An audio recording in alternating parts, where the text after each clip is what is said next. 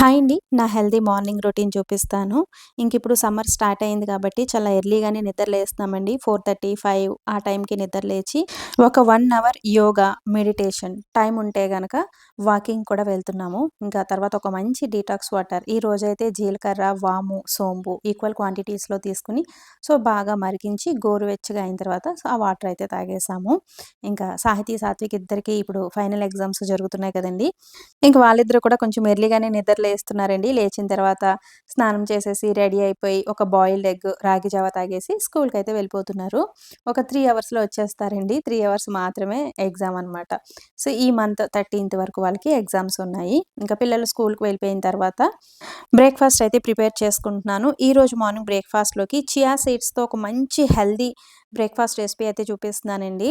Chia seeds మనం ముందు రోజు నైటే పాలల్లో ఈ విధంగా నానబెట్టుకోవాలి.